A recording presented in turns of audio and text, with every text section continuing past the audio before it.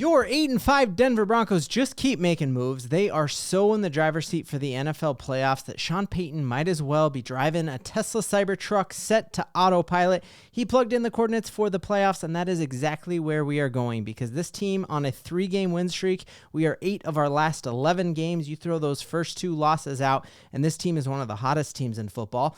With a bye week, with a brilliant coach, we have everything in front of us because if this team beats the Indianapolis Colts on Sunday, there is no mathematical way that they can overtake us for playoff positioning because we would own the tiebreaker with them and have a 3-game lead over them with 3 games to play. So then you're talking the Cincinnati Bengals, who barely eked one out against a backup quarterback last night on Monday Night Football, and Homer Simpson throwing weird passes.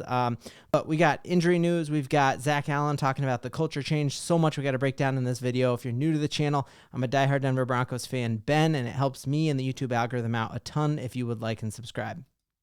So the move that the Denver Broncos did, which could be a great piece of news and maybe be foreshadowing that Riley Moss might be coming back sooner than any of us had expected. Yesterday, we all panicked, including some beat writers around town and then some national writers because the Broncos were working out a backup cornerback, and there were signs that we were going to sign him, and everyone's like, oh, that means Riley Moss isn't coming back for at least 2 weeks, so pump the brakes on that. We will get an injury report tomorrow when the Broncos are back to practice, but we did not sign a cornerback. Instead, we went out and got KJ Cloyd, who played college for Louisville and then also played at the University of Miami. I think they do this and they say Raising Canes or something like that. Let me know in the comments. I'm not a college football guy until the draft. And he looks like an absolute stud. He's 6'2", 228 pounds. Very, like when you see this video of him, very similarly built to yours truly. Honestly, like I think if I looked like this, I don't know if I would ever actually wear a shirt. I would just walk around like that. Maybe I'd wear a shirt just for warmth. But what are these muscles up here that he has? I'm not sure what those are called. Upper dorsimus, I believe. Those or trapezius maybe. I'm not sure. But the fact is this dude can stop the run. And he's like always oiled up. So that's fantastic. I think the chances of him actually seeing the field are very minimal. But the thing with Sean Payton that you got to remember is that Sean Payton is absolutely the master of bringing in different players, using that practice squad to elevate them the maximum number of times you can do before you have to sign them to a deal. I mean, Quan Alexander, who just got signed to the Detroit Lions and played on Thursday against the Packers. We brought him up 3 games and he looked like an absolute stud. And then we moved him down and we played Quan Alexander there. But I think, we played Justin Strnad there. I think Strnad and Barton have been incredible there. And then I think we have a lot of faith in Lavelle Bailey, the guy that Sean Payton called twice during the draft to convince to come and sign with Denver as an undrafted free agent. And he had that 94-yard pick 6 in the preseason. So I think those are like your best chances of actually seeing the field. But Sean Payton is a master at using whatever pieces he needs. He's like playing chess out there. And I think that's really evidenced in this ESPN write-up that talked about how the Denver Broncos are their 10th ranked team in power rankings. And they kind of point out our running game as being a deficit for this team because we've had 5 different rushers lead our team in rushing yards per game. Obviously, remember Bidet or Beatty and all the controversy around his name, how his name was pronounced. We've had Bo Nix lead the team. We've had Jaleel lead the team. We've had Javonte lead the team. And we've had Audric lead the team. And to me, that is a sign of Sean Payton just being a master at finding whichever is the biggest defensive liability for the team we're playing and finding the running back who is going to exploit that liability. So that the game against the Chiefs, those are some stout dudes. You got Chris Jones. And so if you give the rock to Jaleel a ton, he's going to get eaten up. And so you make Audric the primary bell cow of that game. And so then we all were like, oh, Audric's the guy going forward. And the next game, he barely gets a single carry. And so I think Sean Payton is the master at doing that, finding different pieces and when to plug them. And so who knows, with KJ Cloyd out there, does Sean Payton see, hey, we really need a jack dude like that to come and help us stop the run this week. So we're going to sign him up from the practice squad. We'll definitely keep an eye on that. But exciting times right now around Denver for sure.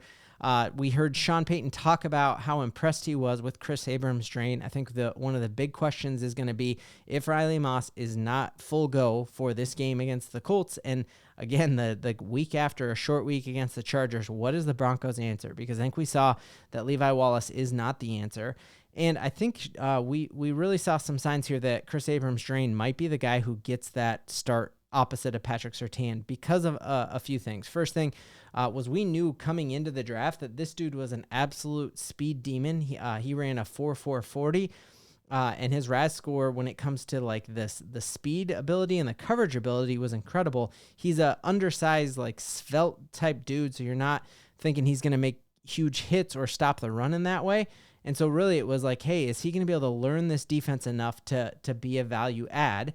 And Sean Payton came out and praised his intelligence and said he was pleased with him and how smart he was in the game. So I think you know that he's fast enough to keep up with any wideout out there. His coverage skills are good. He is a liability if a ball carrier is catching it and challenging him because he isn't any bigger than me.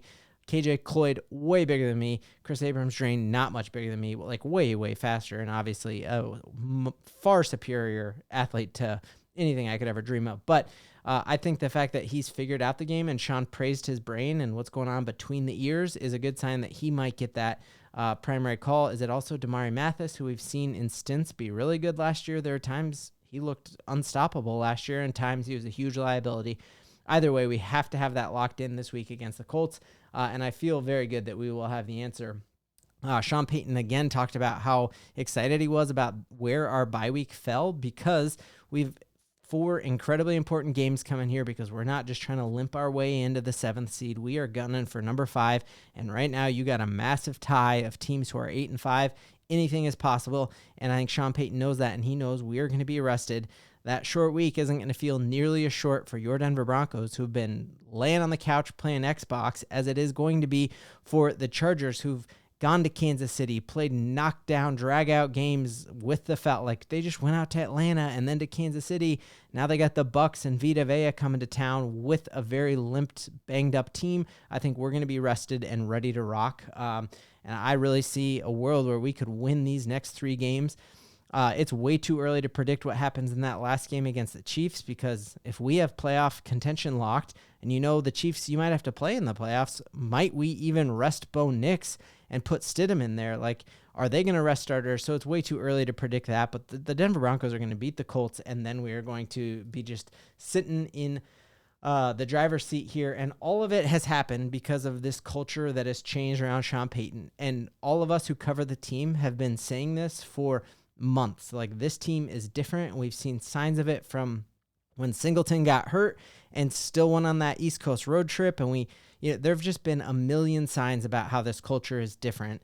And none of the national media has picked up on it. And it was awesome here to hear Zach Allen say exactly what all of us have been saying, that culture does make a difference. Culture eats strategy for breakfast. Culture makes you take a defense that only has 1 first-round draft pick and have them be the best defense in the league. It's because of culture. Are you playing for each other, or are you a bunch of independent contractors like we see? Look at the San Francisco 49ers, who might miss out on the playoffs despite having like the top-ranked dudes in Madden. That is a team that has given up on it. Obviously, injuries have plagued them, but there's not a good culture there. You see Debo throwing dudes under the bus, and that's just direct opposition to what Sean Payton has built here, and that's why he is worth every single dime that we paid him and all of those first and second round draft picks, because he builds a culture, and you take it all day. Here's Zach Allen saying exactly that. Honestly, the answer is culture. I think just guys, everyone's really positive. Everybody gets along. It's the best locker room I've ever been a part of. The best locker room I've ever been a part of, from your defensive leader, from a Pro Bowler, from like just a dude who I want to sign him to a lifetime contract. It's the best locker room he's ever been a part of. So believe in what we have going on, because we got a rookie quarterback. We haven't even come close to seeing his ceiling yet. We have all of our draft picks next year. We're off of the big part of Russell Wilson's dead cap hit, and still we are tied for the 5th spot in the playoffs right now. Obviously, I know we lose that tiebreaker and drop to 7th, but this is our new floor, you guys, and so you should be stoked. Things are changing here. I think this matchup against the Colts could not be better for us. We have a really struggling defense. I would say, like, if you ask the typical NFL fan to name you one defender on the Indianapolis Colts, they might be able to pull out DeForest Buckner off of the top of their head. But other than that, you can just see here at their opponents ranked, they are the the third to worst team when it comes to yardage given up. Teams are on the field way more than any other team. They are the worst defense when it comes to number of plays that have been able to be run against them. They are back half for average against them. They are the second to worst stopping the run. So we're going to have a 100-yard rusher this game. And when you just watch the press conference and you try to even compare Shane Steichen and Sean Payton, they aren't even in the same universe. Like, you can't believe these are both head coaches. Shane Steichen does not look like he knows what he's doing. Sean Payton has been there before. He has gotten to the playoffs with one of the worst franchises in NFL history in the New Orleans Saints, and he's going to get the Broncos back to the promised land.